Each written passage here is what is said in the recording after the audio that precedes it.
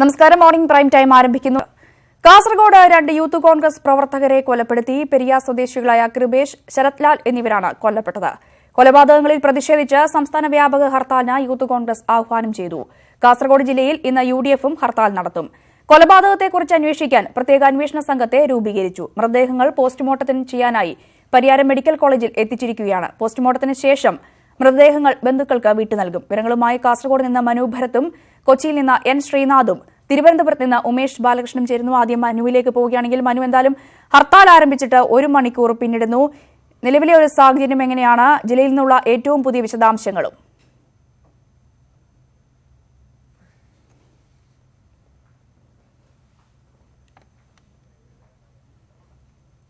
Kasaragod 2 youth Congress പ്രവർത്തകരെ കൊലപ്പെടുത്തി. പെരിയ സ്വദേശികളായ കൃപേഷ്, ശരത്ലാൽ എന്നിവരാണ് കൊല്ലപ്പെട്ടത്. മനു ഭരത് കാസർഗോഡ് നിന്നുമുണ്ട്. മനു, ജില്ലയിൽ നിന്നുള്ള ഏറ്റവും പുതിയ വിശദാംശങ്ങൾ എങ്ങനെയാണ്? നിലവിലെ ഒരു സാഹചര്യം. രഞ്ജിനി, കാസർഗോഡ് ജില്ലയിൽ ഹർത്താൽ പുരോഗമിച്ചുകൊണ്ടിരിക്കുന്നു. ആദ്യ മണിക്കൂറിൽ വലിയ സംഘർഷങ്ങളൊന്നും തന്നെ റിപ്പോർട്ട് ചെയ്തിട്ടില്ല. വളരെ സമാധാനപരമായി ഹർത്താൽ പുരോഗമിക്കുന്നതിൻ്റെ ദൃശ്യങ്ങളാണ് നമുക്ക് കാണാൻ കഴിയുന്നത്. നിരത്തിൽ വാഹനങ്ങൾ ഉണ്ട് എങ്കിലും ആദ്യ മണിക്കൂറുകളിൽ വലിയ തിരക്ക് നിരത്തിലില്ലെങ്കിലും വാഹനങ്ങളുണ്ട്. ദീർഘദൂരത്തു നിന്ന് വരുന്ന ലോറികളും മറ്റും വാഹന യാത്ര പോകുന്നതിൻ്റെ കാഴ്ചകൾ നമുക്ക് കാണാൻ കഴിയും.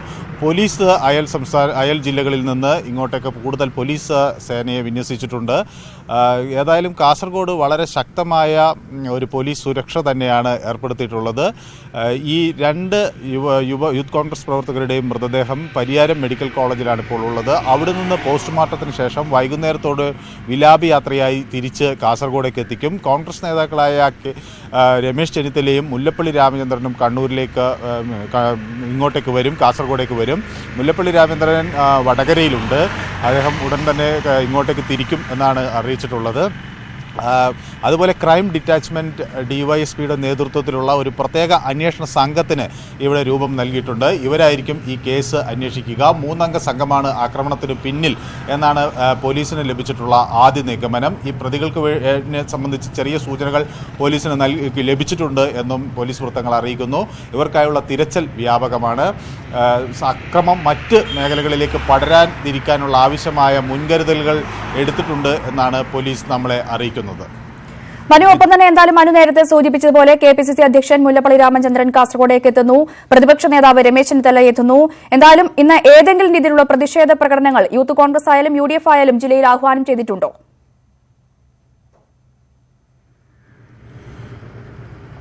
ഈ ഹർത്താലിനോടനുബന്ധിച്ച് തന്നെ വലിയ തോതിൽ പ്രതിഷേധ പ്രകടനങ്ങളുണ്ടാകും. പലയിടങ്ങളിൽ നിന്നുള്ള പ്രതിഷേധമുണ്ടാകും. UDF-ന്റെ ഒരു പ്രതിഷേധ മാർച്ച് രാവിലെ ഉണ്ടാകും. അത്തരത്തിൽ ജില്ലയിൽ വിവിധ ഭാഗങ്ങളിൽ, കാസർഗോഡ് അതുപോലെ സമീപ ജില്ലകൾ എല്ലായിടത്തും തന്നെ വലിയ പ്രതിഷേധ പ്രകടനങ്ങളും മാർച്ചുകളും ഒക്കെ തന്നെ ഉണ്ടാകും. സംസ്ഥാന വ്യാപകമായി യൂത്ത് കോൺഗ്രസ് അത്തരത്തിൽ പ്രതിഷേധ പ്രകടനങ്ങൾ സംഘടിപ്പിക്കും. കാസർഗോഡ് ജില്ലയിൽ വലിയ തോതിലുള്ള പ്രകടനങ്ങളുണ്ടാകും. മാത്രവുമല്ല, ഈ 2 യൂത്ത് കോൺഗ്രസ് പ്രവർത്തകരുടെ മൃതദേഹം ഇപ്പോൾ വിദഗ്ധ പോസ്റ്റ്മോർട്ടത്തിനാണ് പരിയാരം മെഡിക്കൽ കോളേജിലേക്ക് കൊണ്ടുപോയിട്ടുള്ളത്. അവിടുന്ന് തിരിച്ചതൊരു വിലാപ യാത്രയായി തന്നെയായിരിക്കും അത് കാസർഗോഡേക്ക് എത്തുക. അപ്പോഴും വലിയ തോതിലുള്ള അതൊരു പ്രതിഷേധ സൂചകമായി തന്നെയായിരിക്കും ആ വിലാപ യാത്രയും കാസർഗോഡ് കൂടി കടന്നു പോകുക. അതിനുശേഷമായിരിക്കും അവരുടെ സംസ്കാര ചടങ്ങുകൾ ഉണ്ടാകുക. ഏതായാലും ഈ പ്രതികൾ പിടിക്കാനുള്ള ഒരു ശ്രമം പോലീസ് ഊർജിതമാക്കി എന്നാണ് പോലീസ് കേന്ദ്രങ്ങളിൽ നിന്ന് നമുക്ക് ലഭിക്കുന്ന വിവരം. മനു, തുടരുക. ഇപ്പോൾ കൊച്ചിയിൽ നിന്ന് N ശ്രീനാഥ് കൂടി ചെയ്യുന്നുണ്ട്. ശ്രീനാഥ്, എന്തായാലും പെട്ടെന്നുണ്ടായ ഒരു ഹർത്താൽ പ്രഖ്യാപനമാണ്, ജനങ്ങൾ അറിഞ്ഞു വരുന്നതേ ഉള്ളൂ. കൊച്ചിയിലെ ഒരു സ്ഥിതി എങ്ങനെയാണ്? വാഹനങ്ങളൊക്കെ നിരത്തിലിറങ്ങുന്നുണ്ടോ? ആദ്യ മണിക്കൂർ പിന്നിടുമ്പോൾ കൊച്ചിയിൽ നിന്നുള്ള കാഴ്ച എങ്ങനെയാണ്?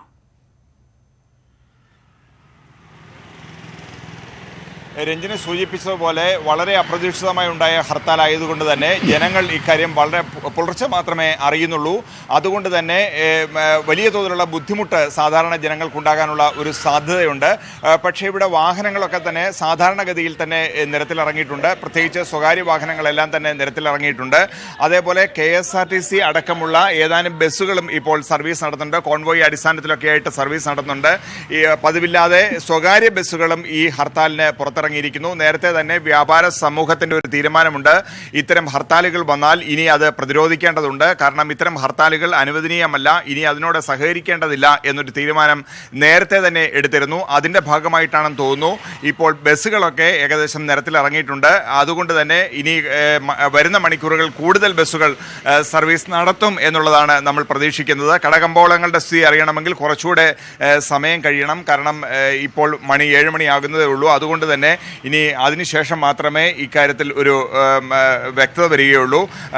അതേപോലെ തന്നെ വ്യാവസായിക മേഖലയിലും IT മേഖലയിലുമുള്ള ഷിഫ്റ്റ് ആരംഭിക്കാൻ പോകുന്നതേ ഉള്ളൂ. അതുകൊണ്ട് തന്നെ അവിടുത്തെ ഹാജർ നിലയെക്കുറിച്ചും നമുക്ക് വ്യക്തമായൊരു ധാരണ ഇപ്പോൾ നൽകാൻ കഴിയില്ല. ഒരുപക്ഷെ പെട്ടെന്ന് ഹർത്താലാണ് എന്നറിഞ്ഞതുകൊണ്ട് തന്നെ പെട്ടെന്ന് ആളുകൾ എത്താനുള്ള ഒരു സാധ്യത കുറവുണ്ട്. ഏതായാലും മറ്റ് കാര്യങ്ങൾ വെച്ച് നോക്കുമ്പോൾ വാഹനങ്ങൾ ഓടുന്നതായാലും മറ്റ് സംവിധാനങ്ങളെക്കുറിച്ച് നോക്കുമ്പോഴും സാധാരണ നിലയിൽ ജനജീവിതം മുന്നോട്ട് പോകും എന്നുള്ളതാണ് നമുക്ക് ഇപ്പോൾ മനസ്സിലാക്കാൻ കഴിയുന്നത്. വരും മണിക്കൂറുകൾ മാത്രമേ ഉള്ളൂ അതിൻ്റെ ഒരു രൂക്ഷത അനുഭവപ്പെടുകയുള്ളൂ. ഏതായാലും വാഹന സർവീസുകളെ അത് ബാധിച്ചാൽ അത് വലിയ തോതിലുള്ള വലിയ പ്രശ്നങ്ങൾ ഉണ്ടാകാൻ സാധ്യതയുണ്ട്. പ്രത്യേകിച്ച് എറണാകുളം നഗരത്തിലേക്ക് മറ്റ് ഭാഗങ്ങളിൽ നിന്ന് എത്തുന്നവർക്ക് അത് വലിയ തോതിലുള്ള ബുദ്ധിമുട്ട് ഉണ്ടാകാനുള്ള സാധ്യതയുണ്ട്. ഏതായാലും അത്തരത്തിൽ ബുദ്ധിമുട്ടുണ്ടാകാതെ നോക്കും എന്നുള്ളതാണ് KSRTC അറിയിക്കുന്നത്. ഇപ്പോൾ തന്നെ KSRTC ബസ് സർവീസ് നടത്തുന്ന കാഴ്ച നമുക്ക് കാണാൻ കഴിയുന്നു. ഇതര സംസ്ഥാനങ്ങളുടെ ബസ്സുകളും ഇപ്പോൾ നിരത്തിലിറങ്ങിയിരിക്കുന്നു. ഏതായാലും സാധാരണ നിലയിൽ ഗതാഗതം നടക്കും എന്നുള്ളതാണ് നമുക്ക് ഇപ്പോൾ കിട്ടുന്ന ഒരു സൂചന. രഞ്ജിനി, ശ്രീനാഥ, എന്തായാലും ശ്രീനാഥ സൂചിപ്പിച്ച പോലെ ബസ്സുകൾ നിരത്തിലിറങ്ങുന്നു, വാഹനങ്ങൾ നിരത്തിലിറങ്ങുന്നു, കടകൾ തുറന്നിട്ടുണ്ട്. എങ്കിൽ കൂടിയും പെട്ടെന്നുണ്ടുള്ള ഹർത്താലാണ്. KSRTC ബസ് സ്റ്റാൻഡിലായാലും റെയിൽവേ സ്റ്റേഷനിലൊക്കെ ആയാലും എത്തുന്ന യാത്രക്കാർക്ക് ഏതെങ്കിലും രീതിയിലുള്ള ബദൽ സംവിധാനങ്ങൾ ഏർപ്പെടുത്തിയിട്ടുണ്ടോ?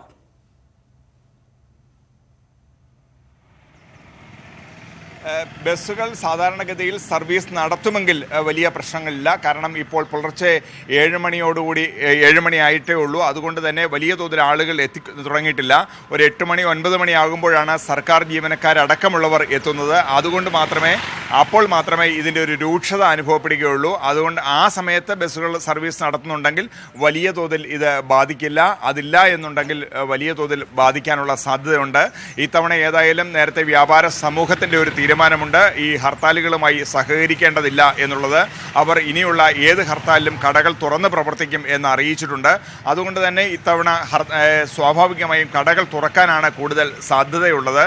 ഏതായാലും അതൊക്കെ അറിയണമെങ്കിൽ ഒരു 9 മണി കഴിഞ്ഞ ശേഷം മാത്രമേ കടകൾ തുറക്കുന്നത് സംബന്ധിച്ചുള്ള ഒരു തീരുമാനത്തെക്കുറിച്ച് അറിയാൻ കഴിയുള്ളൂ. പക്ഷേ ഇപ്പോൾ വാഹനങ്ങൾ ഓടുന്നതൊക്കെ വെച്ച് നോക്കുമ്പോൾ സ്വാഭാവികമായും കടകളും അടച്ചിടേണ്ടതില്ല എന്നുള്ളതാണ് നമുക്ക് മനസ്സിലാകുന്നത്. അതുകൊണ്ട് തന്നെ കടകളൊക്കെ തന്നെ ഒരു 9 മണിയൊക്കെ ആകുമ്പോഴേക്കും തുറക്കാനുള്ള ഒരു സാധ്യതയുണ്ട്.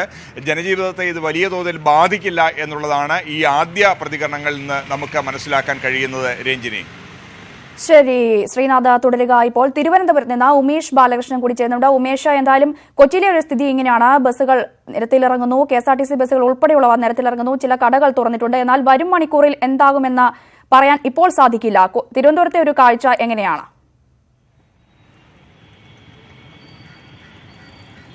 സമാന സാഹചര്യം തന്നെയാണ് തിരുവനന്തപുരത്തും. രാവിലെ മുതൽ KSRTC ബസ്സുകൾ സർവീസ് നടത്തുന്നുണ്ട്, മറ്റ് സ്വകാര്യ വാഹനങ്ങളും സർവീസ് നടത്തുന്നുണ്ട്.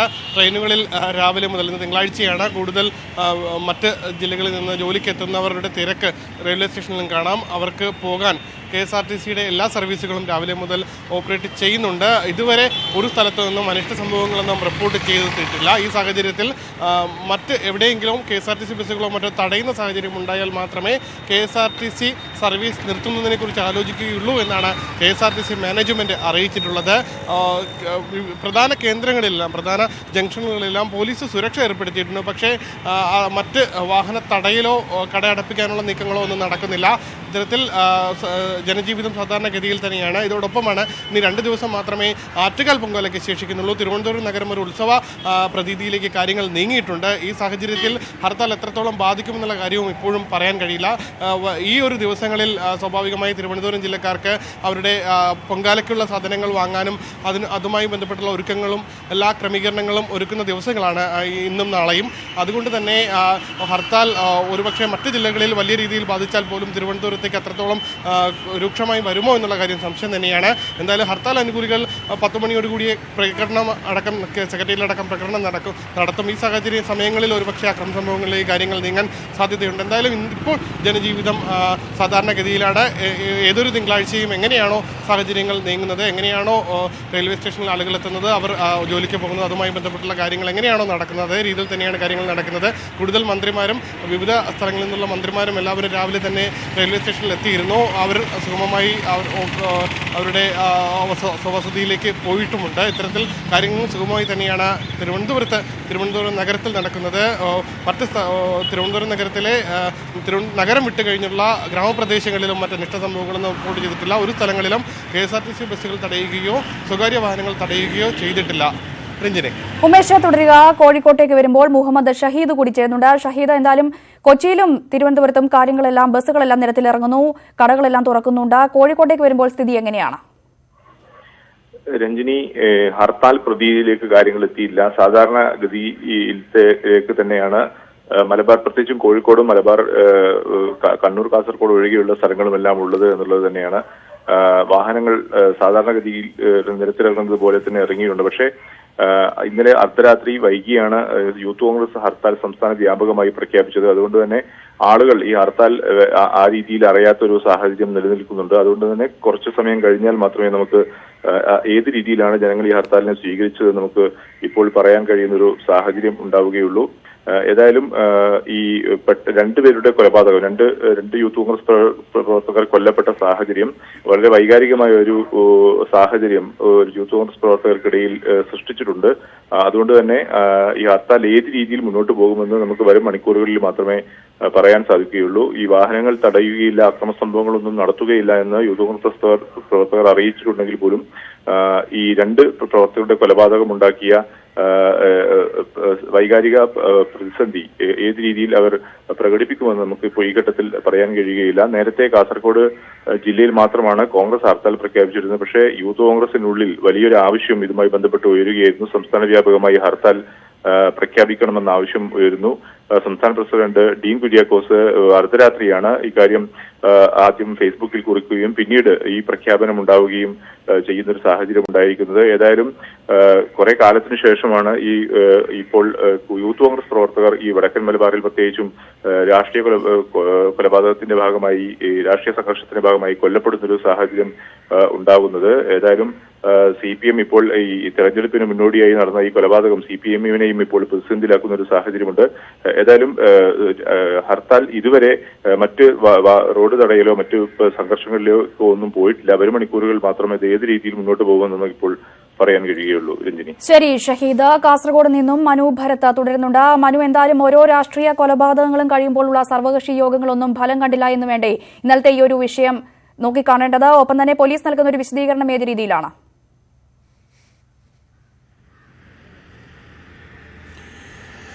രഞ്ജിനി, തീർച്ചയായും അക്രമം തടയണമെന്ന രീതിയിൽ സംസ്ഥാന രാഷ്ട്രീയ നേതൃത്വം എടുക്കുന്ന ഒരു തീരുമാനങ്ങളൊന്നും തന്നെ ഫലപ്രാപ്തിയിലേക്ക് നീങ്ങുന്നില്ല എന്നതിൻ്റെ സൂചനകൾ തന്നെയാണ് ഇപ്പോൾ നമുക്ക് കാസർഗോഡ് നിന്ന് ഏറ്റവും ഒടുവിലുണ്ടായ സംഭവത്തിൽ നിന്ന് വ്യക്തമാകുന്നത്.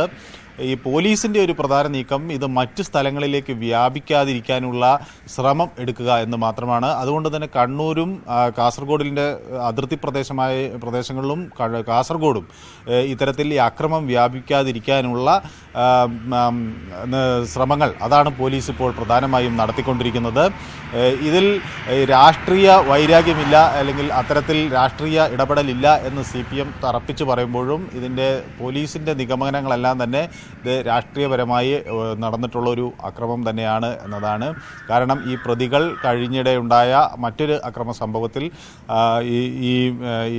ഇവർ രണ്ടുപേരെയും പ്രതിപ്പട്ടികയിൽ ചേർത്തിരുന്നു. അത്തരത്തിൽ ആ ഒരു പ്രതികാര നടപടിയുടെ ഭാഗമായാണ് പ്രാദേശിക CPM നേതാക്കൾ നേരത്തെ ആക്രമിക്കപ്പെട്ടിരുന്നത്. അതിൻ്റെ ഒരു പ്രതികാര നടപടിയുടെ ഒരു ഭാഗമായാണ് ഈ കൊലപാതകം എന്ന നിഗമനത്തിലാണ് പ്രാഥമിക ഘട്ടത്തിൽ പോലീസ്. ഏതായാലും ഇത് സംബന്ധിച്ച് ഇത് രാഷ്ട്രീയ കൊലപാതകം ആണ് എന്ന് തറപ്പിച്ചു പറയുന്ന ഒരു സാഹചര്യം ഉണ്ടാകണമെങ്കിൽ, അത് പോലീസിൻ്റെ ഭാഗത്തുനിന്നുണ്ടാകണമെങ്കിൽ അവർക്ക് ഇത് പ്രതികളെ അറസ്റ്റ് ചെയ്തതിന് ശേഷം ചോദ്യം ചെയ്തതിന് ശേഷമായിരിക്കും അവരുടെ ഭാഗത്തു നിന്ന് അത്തരത്തിൽ ഒരു വ്യക്തമായൊരു പ്രതികരണം. പക്ഷേ ആദ്യഘട്ടങ്ങളിൽ നമുക്ക് പ്രഥമ ദൃഷ്ടിയാൽ കാണുന്ന കാര്യങ്ങളിലെല്ലാം തന്നെ ഇത് രാഷ്ട്രീയ കൊലപാതകമാണെന്ന സ്ഥിരീകരണത്തിൽ തന്നെയാണ് പോലീസും നീങ്ങുന്നത്. പ്രത്യേക അന്വേഷണ സംഘം ഇത് സംബന്ധിച്ചുള്ള പ്രവർത്തനങ്ങൾ തുടങ്ങിക്കഴിഞ്ഞു. വരും മണിക്കൂറുകളിൽ അതിൻ്റെ കൂടുതൽ വിശദാംശങ്ങൾ അന്വേഷണ സംഘത്തിന് ശേഖരിക്കാൻ കഴിയും എന്നാണ് പ്രതീക്ഷ. ശരി, വിശദാംശങ്ങളാണ് കണ്ണൂരിൽ നിന്ന് മനു ഭരത്തും കോഴിക്കോട് നിന്ന് മുഹമ്മദ് ഷഹീദും കൊച്ചിയിൽ നിന്ന് എൻ ശ്രീനാഥും തിരുവനന്തപുരത്ത് നിന്ന് ഉമേഷ് ബാലകൃഷ്ണനും നൽകിയത്. ഇതുമായി ബന്ധപ്പെട്ട മറ്റു വാർത്തകളിലേക്ക് വരുമ്പോൾ CPM ആയുധം താഴെവെക്കാൻ തയ്യാറല്ല എന്നതിന്റെ തെളിവാണ് കാസർകോട്ടെ ഇരട്ടക്കൊലയെന്ന പ്രതിപക്ഷ നേതാവ് രമേശ് ചെന്നിത്തല. പൈശാചികമായ കൊലയ്ക്ക് പിന്നിൽ CPM ആണെന്ന് ചെന്നിത്തല പറഞ്ഞു. ജനാധിപത്യപരമായ പ്രതിഷേധത്തിലൂടെ കോൺഗ്രസ് CPM ഫാസിസത്തെ ചെറുക്കുമെന്നും അദ്ദേഹം പ്രതികരിച്ചു. രണ്ട് കോൺഗ്രസ് പാർട്ടി പ്രവർത്തകരെ കൊല്ലാനുള്ള എന്ത് കാരണമാണുള്ളത്? എങ്ങനെ ഇതിനെ ന്യായീകരിക്കാൻ കഴിയും? കേരളം ഭരിക്കുന്ന ഒരു പാർട്ടി എങ്ങനെ ഈ രണ്ട് പ്രവർത്തകന്മാരെ നിഷ്ഠൂരമായി വധിച്ചു എന്നുള്ളത് അറിയാനുള്ള അവകാശം ജനങ്ങൾക്കുണ്ട്. ഇതിന്റെ പിന്നിൽ CPMന്റെ ഗൂഢാലോചനയുണ്ട്, CPMന്റെ ശക്തമായ നേതൃത്വമുണ്ട്. ഇവരെ നിയമത്തിന്റെ മുമ്പിൽ കൊണ്ടുവരാനുള്ള നടപടികൾ ഉണ്ടാകണം. ആസൂത്രിത കൊലപാതകമാണെന്ന് KPCC പ്രസിഡന്റ് മുല്ലപ്പള്ളി രാമചന്ദ്രനും ആരോപിച്ചു. ഈ കൊലപാതകത്തിന് പിന്നിൽ പ്രാഥമികമായി ഞങ്ങൾക്ക് കിട്ടിയ റിപ്പോർട്ട് അനുസരിച്ച് കമ്മ്യൂണിസ്റ്റ് മാർക്സിസ്റ്റ് പാർട്ടിയുടെ ആസൂത്രിതമായ ഗൂഢാലോചന ഫലമായിട്ടാണ് ഈ കൊലപാതകം നടന്നത്. ഇതിലെ പ്രതികൾ അറിയപ്പെടുന്ന ആ പ്രദേശത്തെ ക്രിമിനലുകളും കുറ്റവാളികളും തന്നെയാണ്. ഈ സംഭവത്തെ സംബന്ധിച്ചിടത്തോളം ബഹുമാനപ്പെട്ട ആഭ്യന്തര വകുപ്പിന്റെ ചുമതലയുള്ള മുഖ്യമന്ത്രി ഉത്തരം പറഞ്ഞേ മതിയാവുള്ളൂ. അക്രമത്തിനു പിന്നിൽ CPM ആണെന്ന് ആവർത്തിച്ച youth Congress vice president CR Mahesh. ആക്രമണത്തിനു പിന്നിൽ CPM അല്ല എന്ന് നിഷേധിച്ചാലും പല കേസുകളിലും അന്വേഷണം എത്തി നിൽക്കുന്നത് CPM നേതാക്കളിലാണ്. നിരവധി ജീവനുകളെടുത്ത അക്രമ രാഷ്ട്രീയത്തിൽ നിന്ന് CPM പിന്മാറണമെന്ന് രാഷ്ട്രീയത്തിന് അതീതമായി നിന്ന് അവകാശപ്പെടുകയാണ് എന്നും CR മഹേഷ് ന്യൂസ് 18നോട് പറഞ്ഞു.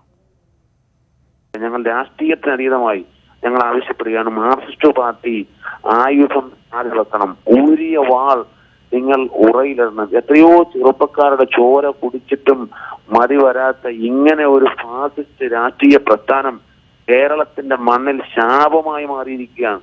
ഈ രണ്ട് ചെറുപ്പക്കാരുടെ കൊലപാതകത്തിനും ഇവർ സമാധാനം പറയേണ്ടി വരും എന്നുള്ള കാര്യത്തിൽ യാതൊരു തർക്കവുമില്ല.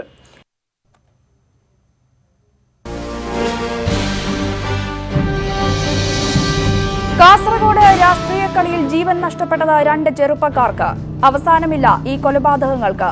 സമൂഹം ഇത്രയധികം പുരോഗമിച്ചിട്ടും നമ്മുടെ രാഷ്ട്രീയ പാർട്ടികൾക്ക് ബോധം വെക്കാത്തത് എന്തുകൊണ്ട്? ഘോരം പ്രസംഗിക്കുന്ന നേതാക്കൾ അണികളെ നിയന്ത്രിക്കാത്തത് എന്തുകൊണ്ട്? ന്യൂസ് അജണ്ട ചോദിക്കുന്നു. രാഷ്ട്രീയ കൊലപാതകങ്ങൾ അവസാനിക്കില്ലേ? ഈ വിഷയത്തിൽ പ്രേക്ഷകർക്കും പ്രതികരിക്കാം. രാവിലെ 7:30 മുതൽ പ്രേക്ഷകർക്കും വിളിക്കാം. വിളിക്കേണ്ട നമ്പർ 0471661588. ചോദ്യം ഒരിക്കൽ കൂടി, രാഷ്ട്രീയ കൊലപാതകങ്ങൾ അവസാനിക്കില്ലേ?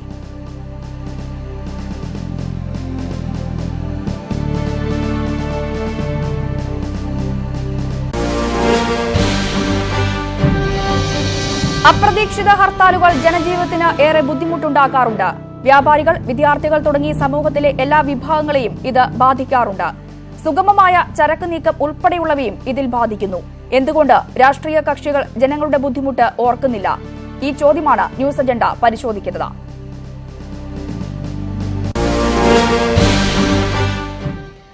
പുൽവാമ ആക്രമണത്തിന് ശേഷം ജമ്മു കാശ്മീരിന്റെ വിവിധ ഭാഗങ്ങളിൽ ഏർപ്പെടുത്തിയ ഇന്റർനെറ്റ് നിരോധനം പിൻവലിച്ചു. അക്രമികൾക്ക് പാക് സൈന്യത്തിന്റെ സഹായം ലഭിച്ചതുമായി ബന്ധപ്പെട്ട കൂടുതൽ തെളിവുകൾ ഇന്ത്യ കണ്ടെത്തി.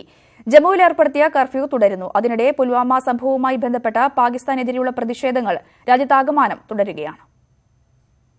പുൽവാമയിലെ തീവ്രവാദി ആക്രമണത്തിന് ശേഷം ക്രമസമാധാന പ്രശ്നങ്ങൾ ഉണ്ടാകാതിരിക്കാനാണ് ജമ്മുകശ്മീരിലെ വിവിധ ജില്ലകളിൽ ഇന്റർനെറ്റ് സേവനം താൽക്കാലികമായി നിർത്തിവച്ചത്. ചില മേഖലകളിൽ ഇന്റർനെറ്റിന്റെ വേഗം കുറയ്ക്കുകയും ചെയ്തിരുന്നു. മേഖലയിൽ മറ്റു പ്രശ്നങ്ങൾ റിപ്പോർട്ട് ചെയ്യാത്ത സാഹചര്യത്തിലാണ് ഇന്നലെ രാത്രിയോടെ ഇന്റർനെറ്റിന്റെ സേവനം പഴയ രീതിയിൽ പുനഃസ്ഥാപിച്ചത്.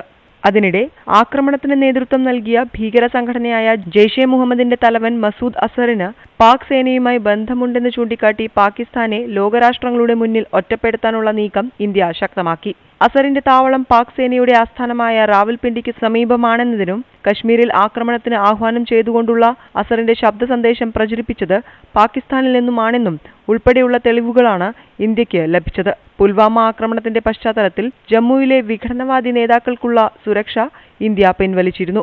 അതിനിടെ ജമ്മുകശ്മീരിലെ വിദ്യാർത്ഥികൾക്ക് നേരെ രാജ്യത്തിന്റെ ചില സ്ഥലങ്ങളിൽ നടന്ന ആക്രമണങ്ങളെ സംബന്ധിച്ച് സംസ്ഥാന ഗവർണറുടെ ഓഫീസ് ചർച്ചകൾ നടത്തി. പുൽവാമയിൽ വീരമൃത്യു വരിച്ച സൈനികർക്ക് ആദരമർപ്പിച്ച് രാജ്യത്തിന്റെ വിവിധ ഭാഗങ്ങളിൽ അനുസ്മരണ പരിപാടികൾ നടക്കുന്നുണ്ട്. തീവ്രവാദികൾക്ക് സഹായം നൽകുന്ന പാകിസ്ഥാനെതിരെയുള്ള പ്രതിഷേധവും ശക്തമാണ്.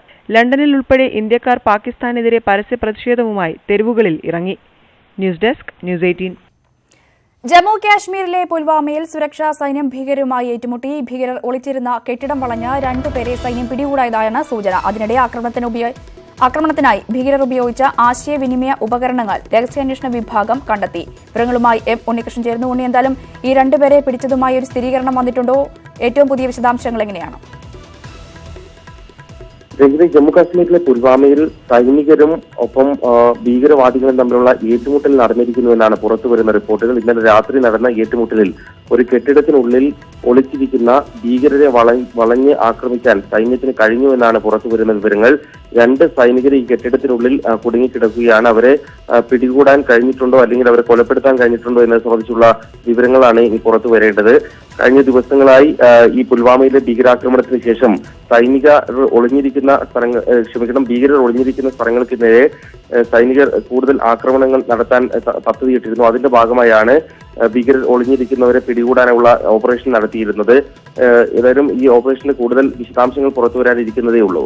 അതേസമയം പുൽവാമയിൽ ഭീകരർ നടത്തിയ ആക്രമണത്തിന്റെ പദ്ധതി സംബന്ധിച്ച് കൂടുതൽ വിശദാംശങ്ങൾ ലഭ്യമായിട്ടുണ്ട്.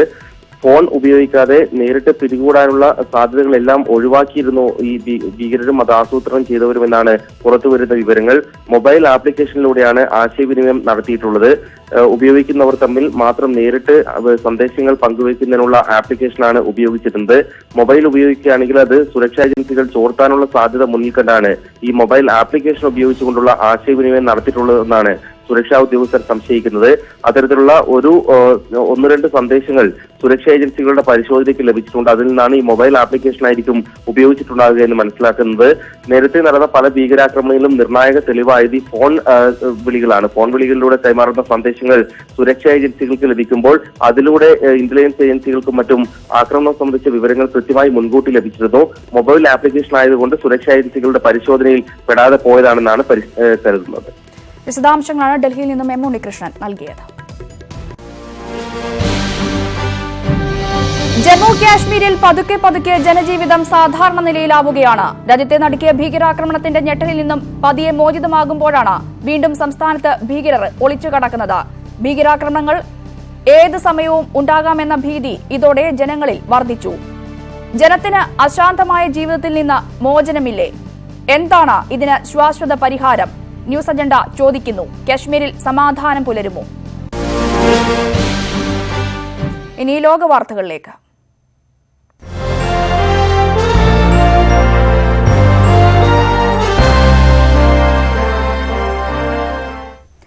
പാകിസ്ഥാനുമായി കൂടുതൽ കരാറുകളിൽ ഏർപ്പെട്ട സൗദി $20 ബില്യൺ നിക്ഷേപം പാകിസ്ഥാനിൽ നടത്താനുള്ള കരാറിൽ സൗദി കിരീടാവകാശി മുഹമ്മദ് ബിൻ സൽമാൻ ഒപ്പിട്ടതായാണ് റിപ്പോർട്ടുകൾ.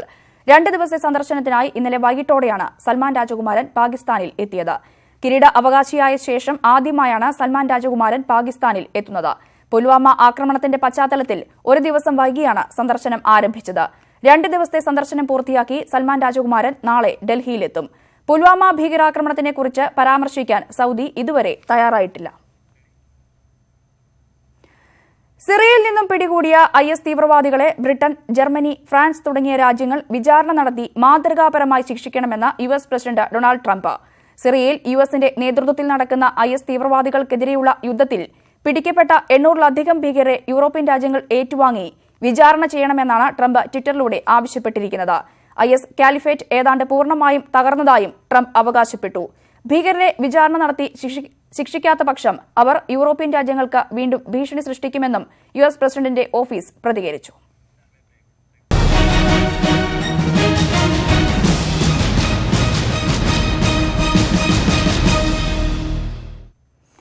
കോട്ടയം പാർലമെന്റ് സീറ്റിൽ അവകാശവാദം ഉന്നയിച്ച യൂത്ത് ഫ്രണ്ട് 14 ജില്ലാ അധ്യക്ഷന്മാരും ഒപ്പിട്ട നിവേദനം youth front party chairman KM മാണിക്ക് കൈമാറി.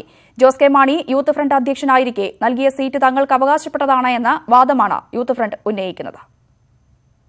കോട്ടയം സീറ്റിൽ കണ്ടെന്നിട്ട് ജോസഫ് വിഭാഗവും മാണിക്കൊപ്പമുള്ള ഒരുപറ്റം നേതാക്കളും നീക്കം നടത്തുന്നതിനിടെയാണ് യൂത്ത് ഫ്രണ്ടും ആവശ്യവുമായി രംഗത്ത് വന്നിരിക്കുന്നത്. ജോസ് കെ മാണി മത്സരിച്ച കോട്ടയം സീറ്റ് തന്നെ തങ്ങൾക്ക് വേണമെന്ന് KM മാണിക്ക് നൽകിയ നിവേദനത്തിൽ യൂത്ത് ഫ്രണ്ട് വ്യക്തമാക്കുന്നു. 14 ജില്ലാ അധ്യക്ഷന്മാരും ഒപ്പിട്ട നിവേദനമാണ് മാണിക്ക് മുന്നിൽ സമർപ്പിച്ചത്. യൂത്ത് ഫ്രണ്ടിന് സീറ്റ് അഡീഷണൽ പാർട്ടിയിലെ 2ാം സീറ്റ് വാങ്ങിച്ചെടുക്കണമെന്നും യൂത്ത് ഫ്രണ്ടിന് കോട്ടയം സീറ്റ് വേണമെന്നും ആണ് നമ്മുടെ ആവശ്യം. കാരണം യൂത്ത് ഫണ്ട് പ്രസിഡന്റ് ആയപ്പോഴാണ് ജോസ് കെ മാണി കോട്ടയം സീറ്റ് മത്സരിച്ചത്. അപ്പൊ തീർച്ചയായിട്ടും യൂത്ത് ഫണ്ട് സീറ്റ് അർഹതയുണ്ട്, അവകാശമുണ്ട്. അവകാശമാകും. മുൻ ബ്ലോക്ക് പഞ്ചായത്ത് പ്രസിഡന്റും ജില്ലാ പഞ്ചായത്ത് അംഗവുമായിരുന്ന യൂത്ത് ഫ്രണ്ട് അധ്യക്ഷൻ സജി മഞ്ഞക്കടമ്പിലിനെ സ്ഥാനാർത്ഥിയാക്കാനുള്ള നീക്കമാണ് ഇതുവഴി നടക്കുന്നത്. സ്റ്റീഫൻ ജോർജ്, പ്രിൻസ് ലൂക്കോസ്, തോമസ് ചാഴിക്കാടൻ തുടങ്ങി ഒരുപറ്റം മാണി ഗ്രൂപ്പ് നേതാക്കൾ കോട്ടയം സീറ്റിനായുള്ള ചരടുവലി ശക്തമാക്കിയിരിക്കെയാണ് യൂത്ത് ഫ്രണ്ടും സജീവ നീക്കം ആരംഭിച്ചത്. ന്യൂസ് 18 കോട്ടയം. LDFന്റെ വടക്കൻ മേഖലയിലെ കേരള സംരക്ഷണ യാത്ര ഇന്നും നാളെയും കണ്ണൂരിൽ പര്യടനം നടത്തും. CPI സംസ്ഥാന സെക്രട്ടറി കാനം രാജേന്ദ്രൻ നയിക്കുന്ന യാത്രയ്ക്ക് രാവിലെ പഴയങ്ങാടിലാണ് ആദ്യ സ്വീകരണം. തളിപ്പറമ്പ്, ശ്രീകണ്ഠാപുരം എന്നീ കേന്ദ്രങ്ങൾ പിന്നിട്ട് ഇന്ന് യാത്ര മട്ടന്നൂരിൽ അവസാനിക്കും. ഇന്നലെ വൈകുന്നേരമാണ് യാത്ര കണ്ണൂർ ജില്ലയിൽ കടന്നത്. രോഗപീഠകൾക്കൊപ്പം കൃഷിനാശവും കൂടി എത്തിയതോടെ പിടിച്ചു നിൽക്കാൻ കഴിയാതെ ഇടുക്കി കീരിത്തോട് സ്വദേശി ദിവാകരൻ ആത്മഹത്യയുടെ വഴി തേടിയത്. ദേശാൽകൃത ബാങ്കുകളുടെ മനുഷ്യത്വമില്ലായ്മയെക്കുറിച്ച് വിമർശനങ്ങൾ ഉയരുമ്പോൾ ഇവിടെ വില്ലനായത് പ്രാഥമിക സഹകരണ ബാങ്കാണ്. കുരുമുളകും കൊക്കോയുമായിരുന്നു കീരിത്തോട് വെട്ടിക്കാപ്പള്ളി ദിവാകരന്റെ പ്രധാന കൃഷി. പ്രളയത്തിനു ശേഷം കൊക്കോയിൽ കായ്കളില്ല. കുരുമുളക് ഉൽപാദനം നന്നായി ഇടിഞ്ഞു. ഹൃദ്രോഗവും അസ്ഥിരോഗവും ദിവാകരനെ വല്ലാതെ വലച്ചു. ഇതിനിടയിലാണ് കൃഷിനാശം മൂലം സാമ്പത്തിക പ്രതിസന്ധിയും രൂക്ഷമായത്. മൊറട്ടോറിയം കാലാവധി കഴിഞ്ഞതോടെ കഞ്ഞിക്കുഴി സർവീസ് സഹകരണ ബാങ്കിൽ നിന്നും നോട്ടീസുകൾ മുറതെറ്റാതെ എത്തി. 20,000 രൂപ കുടിശ്ശിക അടയ്ക്കാമെന്ന് പറഞ്ഞെങ്കിലും ബാങ്കുകാർ സമ്മതിച്ചില്ല. തുടർന്ന് കൃഷിയിടത്തിലെ കൊക്കോ മരത്തിൽ ദിവാകരൻ ജീവനൊടുക്കി. അപ്പോൾ ഈ ബാങ്കിൻ്റെ പേപ്പറൊക്കെ ഞങ്ങൾ അന്ന് കണ്ടതാണ്. ഇവിടെ എടുത്ത് കാണിക്കോ നോക്കോ ഒക്കെ ചെയ്തു. അത് കഴിഞ്ഞപ്പോഴാണ് ഇങ്ങനെ ഒരു ഐഡിയ വരുന്നത്. അപ്പോൾ അതിന് തലേദിവസം ആരും പറഞ്ഞു ഒന്നും കേട്ടില്ല. അപ്പോൾ ഇങ്ങനെ പറയുന്നത് കേട്ടു. തലേദിവസം കണ്ട ഓരോ ഇവരും അറിയാതെ ബാങ്കിൽ നിന്ന് വിളിച്ച ഏതോ ഒരു മോളെ അന്വേഷിച്ചെന്നും പറഞ്ഞു. 2 പെൺമക്കളെ കെട്ടിച്ചു വിട്ടതോടെ ദിവാകരനും ഭാര്യയുമായിരുന്നു വീട്ടിൽ താമസം. സാമ്പത്തിക പ്രതിസന്ധിയിൽ കഴിയുന്ന മക്കളെ ബുദ്ധിമുട്ടിക്കേണ്ടതില്ലെന്ന തീരുമാനവും ആത്മഹത്യക്ക് കാരണമായി. ജപ്തിയൊക്കെ ഇല്ലെങ്കിൽ ഞങ്ങളോട് ഇനി പൈസ ചോദിക്കാൻ കഴിയില്ലാത്തതുകൊണ്ടായിരിക്കും അങ്ങനെ ചെയ്തത് എന്നാണ്. ആ ബാങ്കിൽ ചെല്ലാൻ പറഞ്ഞ ദിവസത്തിൻ്റെ അന്ന് 2-3 ദിവസം കൂടെ കഴിഞ്ഞിട്ട് പോകാമെന്ന് പറഞ്ഞിട്ട് പിന്നെ അന്ന് മരിച്ചു തന്നെ. ദിവാകരൻ മരിച്ച് ദിവസങ്ങൾ കഴിഞ്ഞെങ്കിലും സർക്കാരിന്റെ യാതൊരു സഹായവും കുടുംബത്തിന് ലഭിച്ചിട്ടില്ല. ധനകാര്യ സ്ഥാപനങ്ങളിലെ വായ്പാ തിരിച്ചടവ് എഴുതിത്തള്ളുകയെങ്കിലും ചെയ്യണമെന്നാണ് കുടുംബത്തിന്റെ ആവശ്യം. 2.5 ഏക്കറിലെ കുരുമുളക് പറിച്ചിട്ട് ചെലവിന് പോലും തികഞ്ഞില്ല. ജാതിയും കൊക്കോയും വിളവ് നൽകാതെ ചതിച്ചു. കടം പെരുകിയപ്പോൾ ദിവാകരന് മുമ്പിൽ മറ്റു മാർഗമില്ലായിരുന്നു. ഇടുക്കി കീരിത്തോട്ടിൽ നിന്നും cameraman Shijo M. ജെയിംസിനൊപ്പം MS Aneesh Kumar, news 18. Devaswom board യോഗം ഇന്ന് ചേരും. കുംഭമാസ പൂജയ്ക്ക് ഒരുക്കിയ ക്രമീകരണങ്ങളും നടപടികൾ ഉൾപ്പെടെയുള്ള കാര്യങ്ങളും യോഗം ചർച്ച ചെയ്യും. വനംവകുപ്പിന്റെ എതിർപ്പ് മറികടന്ന് ശബരിമല മാസ്റ്റർ പ്ലാൻ പരിഷ്കരിക്കാനാണ് ദേവസ്വം ബോർഡ് തീരുമാനം. വനംവകുപ്പുമായി ചേർന്ന് നടത്തിയ സംയുക്ത സർവേയിൽ കണ്ടെത്തിയ 94 ഏക്കറിലെ വികസന പ്രവർത്തനങ്ങൾക്ക് രൂപരേഖ തയ്യാറാക്കാൻ ഹൈക്കോടതി നിയോഗിച്ച ഹൈപവർ കമ്മിറ്റി ഇന്നലെ യോഗം ചേർന്നിരുന്നു. ഹൈപവർ കമ്മിറ്റിയുടെ നിർദ്ദേശങ്ങളും ചർച്ചയാകും. ശുദ്ധിക്രിയാ വിവാദത്തിൽ തന്ത്രിയുടെ വിശദീകരണം ഇതുവരെ ബോർഡ് പരിഗണിച്ചിട്ടില്ല. കാസർഗോഡ് രാഷ്ട്രീയ കളിയിൽ ജീവൻ നഷ്ടപ്പെട്ടത് 2 ചെറുപ്പക്കാർക്ക്. അവസാനമില്ല ഈ കൊലപാതകങ്ങൾക്ക്. സമൂഹം ഇത്രയധികം പുരോഗമിച്ചിട്ടും നമ്മുടെ രാഷ്ട്രീയ പാർട്ടികൾക്ക് ബോധം വെക്കാത്തത് എന്തുകൊണ്ട്? രാഷ്ട്രീയ കൊലപാതകങ്ങൾ അവസാനിക്കുന്നില്ലേ? ഈ വിഷയത്തിൽ പ്രേക്ഷകർക്കും പ്രതികരിക്കാം. വിളിക്കേണ്ട നമ്പർ 0471661588. ചോദ്യം ഒരിക്കൽ കൂടി, രാഷ്ട്രീയ കൊലപാതകങ്ങൾ അവസാനിക്കുന്നില്ലേ? കോട്ടയം നിന്നും ബിനോയ് എന്നൊരു പ്രേക്ഷകനാണ് നമ്മോടൊപ്പം ആദ്യമായി പ്രതികരിക്കാനുള്ളത്. ബിനോയ്, താങ്കളുടെ അഭിപ്രായം എങ്ങനെയാണ്? ഇന്നലെ 2 ചെറുപ്പക്കാരാണ് കാസർഗോഡ് കൊല്ലപ്പെട്ടത്, അതും 19ഉം 21ഉം വയസ്സ് പ്രായം. താങ്കൾ എങ്ങനെയാണ് ഈ വിഷയത്തെ കാണുന്നത്? പ്രതികരിക്കുന്നു പറഞ്ഞാൽ സ്വന്തം അമ്മയും അപ്പനെയും മാത്രം ഒന്ന് ഓർത്താൽ മതി. പറഞ്ഞോളൂ ബിനോയ്. അതായത് വളർത്തിയെടുത്ത അമ്മയും അപ്പ. ബിനോയ് കേൾക്കാമെങ്കിൽ ഹലോ പറഞ്ഞോളൂ, താങ്കളുടെ അഭിപ്രായം പറഞ്ഞോളൂ. അതായത് വളർത്തിയെടുത്ത അപ്പനെയും അമ്മയും മാത്രം ഓർത്താൽ ഇതൊക്കെ അവസാനിക്കാൻ കേസേ ഉള്ളൂ. രാഷ്ട്രീയത്തിന് പുറകെ പോയി എന്ത് നേടിയെന്ന് മാത്രം ആലോചിക്കുക. എന്തായാലും ഇതിനോടകം തന്നെ കോൺഗ്രസ് ആരോപിച്ചിട്ടുണ്ട് ഇതിന് പിന്നിൽ CPM ആണ് എന്ന്. അതാ പറഞ്ഞ് അങ്ങോട്ടും ഇങ്ങോട്ടും പോകുന്നു. പക്ഷെ സ്വന്തം വീട്ടിനോ നമ്മുടെ നാട്ടിനോ വേണ്ടി അല്ലല്ലോ ഇത്. ഒന്ന് ഓർത്താൽ മാത്രം മതി. രാഷ്ട്രീയം എന്ന് എന്തുകൊണ്ട് എന്തെങ്കിലും നേടിയിട്ടുണ്ടോ ആരെങ്കിലും? അത് മാത്രം ഒന്ന് ഓർത്താൽ മാത്രം മതി. ശരി, കാസർഗോഡ് രാഷ്ട്രീയ കളിയിൽ ജീവൻ നഷ്ടപ്പെട്ടത് 2 ചെറുപ്പക്കാർക്കാണ്. ഇപ്പോൾ വടകരയിൽ നിന്നും ബാലകൃഷ്ണൻ എന്നൊരു പ്രേക്ഷകൻ കൂടി ചെയ്യുന്നുണ്ട്. ബാലകൃഷ്ണൻ, താങ്കൾ എങ്ങനെയാണ് ഇന്നലത്തെ ഈ ഒരു അക്രമ രാഷ്ട്രീയത്തെ കാണുന്നത്? അക്രമ രാഷ്ട്രീയം CPM-ന്റെ ഭാഗത്ത് നിർത്തിയില്ലെങ്കിൽ കേരളത്തിലെ വ്യാപകമായ രീതിയിലുള്ള ഈ രാഷ്ട്രീയ അരിഷ്ടത്വം നിലനിൽക്കും. കാരണം ഇവിടെ ഇപ്പം കേരളത്തിൽ ജനങ്ങളുടെ ജീവന് നഷ്ടപ്പെട്ടുകൊണ്ടിരിക്കുന്ന ഒരു അവസ്ഥ, സ്വതന്ത്രമായി രാഷ്ട്രീയ പ്രവർത്തനം നടത്താൻ പറ്റാത്ത ഒരു സാഹചര്യം കേരളത്തിൽ നടന്നുകൊണ്ടിരിക്കുക. ശരി, ഇപ്പോൾ പാലക്കാട് നിന്ന് ശ്രീറാം എന്നൊരു പ്രേക്ഷകൻ കൂടി ചെയ്യുന്നുണ്ട്. ശ്രീറാം, എങ്ങനെയാണ് ഈ വിഷയത്തെ കാണുന്നത്? താങ്കളുടെ ഒരു നിലപാട് എങ്ങനെയാണ്? ഈ അക്രമ രാഷ്ട്രീയം എന്ന് പറയുന്നത് CPM-ന്റെ അവസാനത്തെ ഒരു ഇതാണ്. ജനങ്ങളെ ഒരു എന്താ പറയാ, ഒരു ഭയങ്കര മോശമായ ഒരു കൊലപാതകം സംഭവിച്ചിരിക്കുന്നു. ഇത് AKG സെന്ററിൽ വരുന്ന കാഷ്ടിക്കാൻ വരുന്ന പട്ടികൾ പോലും വോട്ട് ചെയ്യരുതാണ് എനിക്ക് പറയാനുള്ളത്.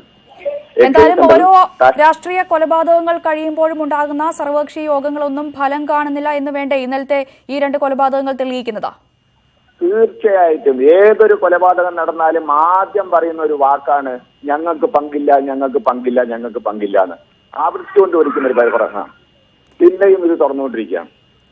ബാംഗ്ലൂരിൽ നിന്നും ജോസഫ് എന്നൊരു പ്രേക്ഷകൻ കൂടി ചെയ്യുന്നുണ്ട്. ശ്രീ ജോസഫ്, എന്തായാലും കോൺഗ്രസ് ആരോപിച്ചു കഴിഞ്ഞു CPM ആണ് ഈ രാഷ്ട്രീയ കൊലപാതകങ്ങൾക്ക് പിന്നിലെന്ന്. എന്നാൽ CPM ഈ വാർത്ത നിഷേധിക്കുകയും ചെയ്തിട്ടുണ്ട്. താങ്കൾ എങ്ങനെയാണ് ഈ ഒരു വിഷയത്തെ കാണുന്നത്?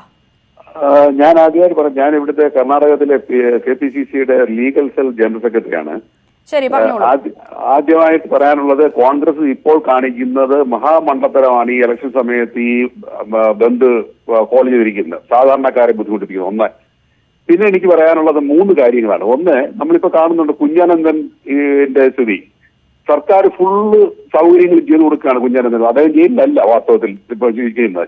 ചന്ദ്രശേഖരനെ 52 വെട്ടുവെട്ടി കൊന്ന കുഞ്ഞാനന്ദനെ പോലുള്ളവർക്ക് ജയിലിൽ കിട്ടുന്ന ഈ സുഖ ജീവിതം ചെറുപ്പക്കാരായ ആൾക്കാരെ വീണ്ടും വീണ്ടും കൊലപാതകം ചെയ്യാനുള്ള പ്രേരണ കിട്ടുകയാണ്. ഇത് നാളെ കോൺഗ്രസ് വന്നു കഴിഞ്ഞാൽ ഇതിനെ അവരുടെ ആൾക്കാരെ രക്ഷിക്കും, CPM വന്നാൽ അവരുടെ ആൾക്കാരെ രക്ഷിക്കും. മൂന്നാമത്തെ കാര്യം എനിക്ക് പറയാനുള്ളത്, ഇപ്പോൾ ഈ കൊല നടന്ന ശേഷം അതിന്റെ ബന്ധുമിത്രാദികളുടെ വീട്ടിലേക്ക് റീത്തുമായിട്ട് ചെല്ലുന്ന നേതാക്കന്മാരുണ്ട്. അവരെ കഴുത്തിൽ ചെരുപ്പുമാരിട്ട് പറഞ്ഞു വിടുക. കാരണം ഇതൊരു ഗെയിനായിട്ട് എടുക്കുകയാണ്. ഈ കൊലപാതകത്തിൽ പുറത്ത് കരയുകയും പറയുകയും ചെയ്തെങ്കിലും ഇന്നുണ്ടെങ്കിലും വാസ്തവത്തിൽ നമുക്കൊരു ലോട്ടറി അടിച്ചു എന്നുള്ളൊരു രീതിയിലാണ് എല്ലാ രാഷ്ട്രീയ പാർട്ടി നേതാക്കന്മാരും പെരുമാറുന്നത്. അതിന് നഷ്ടപ്പെട്ട ഈ മാതാവിനോ ഈ ഭാര്യയ്ക്കോ മക്കൾക്കോ ഒന്നും സംഭവിക്കുന്നില്ല. അവരുടെ നഷ്ടം സ്ഥിരമായിരിക്കുകയാണ്. അതുകൊണ്ട് അവരാണ് ഇതിന്റെ മുൻകരുതൽ എടുക്കേണ്ടത്. ഈ നേതാക്കന്മാർ റീത്ത് വയ്ക്കാൻ വരുമ്പോൾ അവർക്ക് ചെരുപ്പിന്റെ റീത്ത് കഴുത്തേറിട്ട് വിട്ടാൽ ഈ കൊലപാതകങ്ങൾ നിൽക്കുമെന്നാണ് എനിക്ക് തോന്നുന്നത്. Thank you. ശരി, ഇപ്പോൾ തൃശ്ശൂരിൽ നിന്നും വിശ്വനാഥൻ എന്നൊരു പ്രേക്ഷകൻ കൂടി നമ്മോടൊപ്പം ചെയ്തിട്ടുണ്ട്. ശ്രീ വിശ്വനാഥൻ, എന്തായാലും കൊലപാതകത്തിൽ പങ്കില്ല, കൊലപാതകത്തിൽ ശക്തമായി അപലപിക്കുന്നുവെന്നാണ് കാസർഗോഡ് ജില്ലാ സെക്രട്ടേറിയറ്റ് CPM ജില്ലാ സെക്രട്ടേറിയറ്റ് വ്യക്തമാക്കിയിരിക്കുന്നത്. താങ്കൾ എങ്ങനെയാണ് ഈ ഒരു വിഷയത്തെ കാണുന്നത്? കുറച്ച് ദിവസം മുമ്പ് നമ്മുടെ കാശ്മീരിലുണ്ടായ ഇത്തരത്തിലൊരു ജവാന്മാര് കൊല്ലപ്പെട്ടു. നമ്മുടെ നാട്ടിലെ ഒരു സഹോദരനായ ജവാന് നഷ്ടപ്പെട്ടു. അന്നത്തെ ഇല്ലാത്തൊരു വേദനയാണ് ഇവിടെ ജനങ്ങളോട് കാണിക്കുന്നത്. ഇവിടെ പാർട്ടികളുടെ ആൾക്കാരുകൾ മരിക്കുമ്പോൾ മാത്രം ഹർത്താലും നമ്മൾ രാഷ്ട്രത്തിന് വേണ്ടി മരിച്ച ആൾക്ക് വേണ്ടി ഒരു കരിദിനം ആചരിക്കാനോ ഒരാഴ്ചത്തെ ദുഃഖാചരണം പോലും ആചരിക്കാൻ പോലും കഴിയാത്ത ആൾക്കാരുകളാണ് നമ്മൾ രാഷ്ട്രീയക്കാരുള്ളത്. അത്രമാത്രം എനിക്ക് പറയാനുള്ളൂ. നന്ദി താങ്കളുടെ പ്രതികരണത്തിന്. ഇപ്പോൾ കൊട്ടാരക്കരയിൽ നിന്നും ഷിജു എന്നൊരു പ്രേക്ഷകൻ ചേർന്നുണ്ട്. ഷിജു, എന്തായാലും ഈ അക്രമം നടന്നിരിക്കുന്ന പെരിയയിലാണ്. ഈ പെരിയയിൽ ഇതിനു മുമ്പ് CPM കോൺഗ്രസ് സംഘർഷം നിലനിന്നിരുന്നു. എങ്ങനെയാണ് താങ്കൾ ഈ ഒരു വിഷയത്തെ കാണുന്നത്? ഈ വിഷയത്തിലെ കാര്യം എന്ന് പറഞ്ഞാൽ ഒന്നാമത്തെ കാര്യം ബംഗാൾ പോയി കേരളം അല്ല ത്രിപുരയിൽ പോയി. അതേപോലെ തന്നെ കേരളത്തിൽ ഇവർക്ക് ഈ കൊലപാതകം നടത്തിയത് കൊണ്ടാണ് അവിടെ ഇത്രയും അവിടുത്തെ ഭരണവും അവിടെ തൂത്തെറിഞ്ഞു പോയത്. അതേപോലെ ഒരു അവസാനത്തെ ഇന്ത്യയിലെ അവസാനത്തെ ഒരു കമ്മ്യൂണിസ്റ്റ് മുഖ്യമന്ത്രി എന്നെ പിണറായി വിജയൻ അവരുടെ പാർട്ടി ഇവന്മാരൊക്കെ ഈ സത്യം പറഞ്ഞ ചെരുപ്പുമാലയിട്ട് ചൂലിനടിക്കണം. അതാണ് വേണ്ടത്. അല്ലെങ്കിൽ ഈ അക്രമം അവസാനിക്കത്തുള്ളൂ. പാലക്കാട് നിന്നും ഫസലു എന്നൊരു പ്രേക്ഷകൻ കൂടി ചെയ്യുന്നുണ്ട്. എന്തായാലും ഫസലു, പ്രതിപക്ഷ നേതാവ് പറഞ്ഞു CPM ആണ് ഇതിന് പിന്നിൽ നിന്ന് കോൺഗ്രസ് ഇതിനോടകം തന്നെ ആരോപിച്ചു കഴിഞ്ഞു. CPM ആ ഒരു ആരോപണം നിഷേധിക്കുന്ന സാഹചര്യം കൂടി ഉണ്ടായിട്ടുണ്ട്. താങ്കൾ എങ്ങനെയാണ് ഈ ഒരു വിഷയത്തെ കാണുന്നത്? രാഷ്ട്രീയം ഉള്ളിടത്തോളം കാലം ഈ കൊലപാതകങ്ങൾ നിൽക്കാൻ പോകുന്നില്ല. ഇത് പൊതുജനങ്ങൾക്ക് എന്ന് ബുദ്ധി വെക്കണോ അന്നേ ഈ കൊലപാതകങ്ങൾ അവസാനിക്കുള്ളൂ. കാരണം ഇവരൊക്കെ തിരിച്ചറിഞ്ഞ് ജനങ്ങൾ എന്ന് പ്രതികരിക്കണോ അന്നേ ഈ കൊലപാതകങ്ങൾ അവസാനിക്കുകയുള്ളൂ. നെയ്യാറ്റിൻകരയിൽ നിന്ന് പ്രതീക്ഷ എന്ന ഒരു പ്രേക്ഷകൻ കൂടി നമ്മുടെ ചെയ്തിട്ടുണ്ട്. പ്രതീക്ഷ, എന്തായാലും കൊലപാതകം ആസൂത്രിതമാണ് എന്നാണ് പ്രതിപക്ഷ നേതാവ് ഇന്നലെ പ്രതികരിച്ചിരിക്കുന്നത്. താങ്കൾ എങ്ങനെയാണ് ഈ ഒരു വിഷയത്തെ കാണുന്നത്? തീർച്ചയായിട്ടും ഇത് കേരളത്തിലെ CPM എന്ന് പറയുന്ന പാർട്ടി എത്ര കാലം നിലനിൽക്കുമോ അത്രയും കാലം ഈ രാഷ്ട്രീയ കൊലപാതകം നടക്കും. നോക്കണം, നമ്മള് കേരളത്തില് ഇവിടെ എല്ലാ പാർട്ടിക്കാരുണ്ട്. കോൺഗ്രസ് ഉണ്ട്, BJP ഉണ്ട്, മുസ്ലിം ലീഗ് ഉണ്ട്. ഇവരാരും തന്നെ തമ്മിൽ വെടിവെച്ച് കൊല്ലുന്ന. പക്ഷെ എവിടെ ഒരു രാഷ്ട്രീയ കൊലപാതകം ഉണ്ടായാലും അതിന്റെ ഒരു വശത്ത് CPM ഉണ്ടെന്നുള്ളതാണ്. ഇത് വളരെ വ്യാപകമായിട്ട് അവർ നടത്തിക്കൊണ്ടിരിക്കുന്ന കൊലപാതകങ്ങളിലൊന്നാണ്. പിന്നെ അവർ ഭരിച്ച എല്ലാ സംസ്ഥാനത്തും ഉണ്ട്. മറ്റൊരു കാര്യം, കേരളത്തിലെ മാധ്യമങ്ങളാണ് ഇതിന് ഏറ്റവും കൂടുതൽ വളക്കൂറ് വരെ കൊടുക്കുന്നത്. പ്രമുഖമായ മാധ്യമങ്ങൾ അത് നിങ്ങൾ തിരുത്താൻ തയ്യാറാണ്. കാരണം അക്രമിയോടൊപ്പം അല്ലെങ്കിൽ ഇരയോടൊപ്പം അക്രമിയും കൂടി, അല്ലെങ്കിൽ അക്രമിയോടൊപ്പം ഇരയും കൂടെ അക്രമിയായിട്ട് ചിത്രീകരിക്കുന്ന ഒരു വലിയ തെമ്മാടിത്തരം ഇവിടുത്തെ ചാനലുകാർ ചെയ്യുന്നുണ്ട്. അതാണ് CPM പോലത്തെ കൊലപാതക രാഷ്ട്രീയ പാർട്ടികൾക്ക് ഏറ്റവും കൂടുതൽ വളമാകുന്നത്. അത് നിങ്ങൾ മാധ്യമങ്ങൾ ആദ്യം തിരിച്ചറിയണം. ഇരയായിട്ടും അക്രമിയായിട്ടും കാണും. അല്ലാതെ ഇരയും കൂടെ അക്രമിയായിട്ട് ചിത്രീകരിക്കുന്ന ഒരു സംവിധാനം ഇവിടെയുണ്ട്. അത് CPM തൃപ്തിപ്പെടുത്താനോ അല്ലെങ്കിൽ അവരെ ഭയക്കാനോ വന്നിട്ടോ ചെയ്യുകയാണ്. കാരണം ഇവിടുത്തെ മാധ്യമപ്രവർത്തകർക്ക് പോലും CPM ഭയമാണ്. നന്ദി പ്രദീപ്, താങ്കളുടെ പ്രതികരണത്തിന്. കാസർഗോഡ് ഇന്നലെ 2 യൂത്ത് കോൺഗ്രസ് പ്രവർത്തകരാണ് കൊല്ലപ്പെട്ടത്. രാഷ്ട്രീയ കൊലപാതകങ്ങൾ അവസാനിക്കുന്നില്ലേ എന്ന ചോദ്യമാണ് പൊതുവേദി പ്രേക്ഷകർക്ക് മുന്നിൽ വെച്ചത്. വിളിച്ച എല്ലാ പ്രേക്ഷകർക്കും വളരെയധികം നന്ദി. കോഴിക്കോട് ഓമശ്ശേരി വെളിമണ്ണ ഗവൺമെന്റ് UPയെ ഹൈസ്കൂളായി ഉയർത്തണമെന്നാണ് ആവശ്യപ്പെട്ട ശാരീരിക വെല്ലുവിളികളെ അവഗണിച്ചും വിദ്യാർത്ഥിയുടെ പോരാട്ടം. മുഹമ്മദ് അസീമാണ് വീൽചെയറിൽ സെക്രട്ടേറിയറ്റിലെത്തി പ്രതിഷേധമറിയിക്കാൻ ഒരുങ്ങുന്നത്. ഇതാണ് മുഹമ്മദ് ആസിം. പരിമിതികളെ ഊർജമാക്കി ഒരു യാത്രയിലാണ്. താൻ പഠിച്ച വെള്ളിമണ്ണ UP സ്കൂൾ ഹൈസ്കൂളാക്കണമെന്ന ആവശ്യവുമായി മുഖ്യമന്ത്രിയെ കാണാൻ യാത്ര. ആസിം കഴിഞ്ഞ വർഷം 7ാം തരം പാസ്സായെങ്കിലും പ്രദേശത്ത് ഹൈസ്കൂളില്ലാത്തതിനാൽ തുടർ പഠനം നിർത്തി. കോടതിയെ സമീപിച്ചു. ഹൈക്കോടതിയിൽ നിന്ന് അനുകൂല വിധി ലഭിച്ചു. പക്ഷേ സർക്കാർ അപ്പീൽ നൽകി സ്റ്റേ വാങ്ങി. സർക്കാരിന്റെ കണ്ണു തുറപ്പിക്കാനാണ് ആസിമിന്റെ യാത്ര. ഞാൻ ഹൈക്കോടതി വിജയിച്ചായിരുന്നു. പക്ഷേ അപ്പോൾ സർക്കാർ അപ്പീലിന് പോയി. കുറേ സമയം ഞാൻ അകറ്റിരുന്നു. അതൊന്നും കാര്യമാകത്തോണ്ട്, പിന്നെ ഇതല്ലാണ്ട് വേറൊരു മാർഗമില്ലാത്തതുകൊണ്ട് ഞാൻ ഇതുവരെ സ്വീകരിച്ച്. ആസിമിന് പിന്തുണയുമായി ഒരു നാട് മുഴുവൻ കൂടെയുണ്ട്. മുൻ ഉപലോകായുക്ത ജസ്റ്റിസ് KP ബാലചന്ദ്രൻ ഉൾപ്പെടെ ആസിമിന്റെ പ്രയത്നത്തിന് പിന്തുണ നൽകിയിട്ടുണ്ട്. സാമൂഹ്യ പ്രവർത്തകൻ ഹാരിസ് രാജാണ് ആസിഫിന് കൈത്താങ്ങായി സമരത്തിനൊപ്പമുള്ളത്. കോഴിക്കോട് വെള്ളിമണ്ണ ഗവൺമെന്റ് UP സ്കൂളിൽ നിന്ന് ആരംഭിച്ച യാത്ര 43 ദിവസം കൊണ്ട് സെക്രട്ടേറിയറ്റിന് മുമ്പിലെത്തും. ദിവസവും രാവിലെ 7 മുതൽ 9 വരെയും വൈകിട്ട് 4 മുതൽ 6 വരെയുമാണ് ആസിമിന്റെ യാത്ര. News 18 കോഴിക്കോട്.